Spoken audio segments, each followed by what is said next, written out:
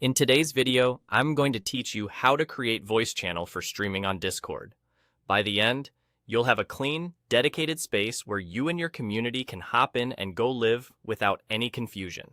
First, make sure you're logged into Discord and you're looking at the left sidebar where your servers are listed. Click the server where you want the new voice channel to live. This opens that server's home view so you can work inside the right place. If you don't see options to add channels later on, you may need permission from a server admin or a role that allows channel management, but let's proceed assuming you have it. At the top left of the server window, click the server name. That's the drop-down that controls key server actions. When you click it, a small menu appears with several options related to server customization and moderation. From that menu, select Create Channel. This opens a setup window where you choose the type of channel and give it a name. Think of this as your channel's identity card, what people will see and click when they want to join your stream. Choose Voice Channel as the channel type. Voice channels are designed for real-time audio and video, and they're perfect for streaming gameplay, tutorials, or watch parties.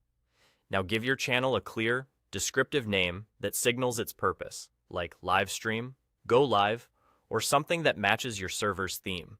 Keep it short and readable so it looks good on mobile and desktop. You can use simple emojis if you like, but avoid special characters that are hard to type or search. Once you're happy with the name and the type is set to voice, click Create. Discord will add the new voice channel to your server's channel list right away. You'll see it appear in the left sidebar under your existing categories. If your server has categories like Events or Community, you can drag the new channel into the spot that makes the most sense for your members. Good organization helps people find your stream quickly. That's all there is to it. You now have a dedicated voice channel ready for streaming. When you're ready to go live, just join the channel and use Discord's Go Live or screen share features. If you ever need to rename it or adjust settings like user limits or permissions, you can right-click the channel and explore those options later.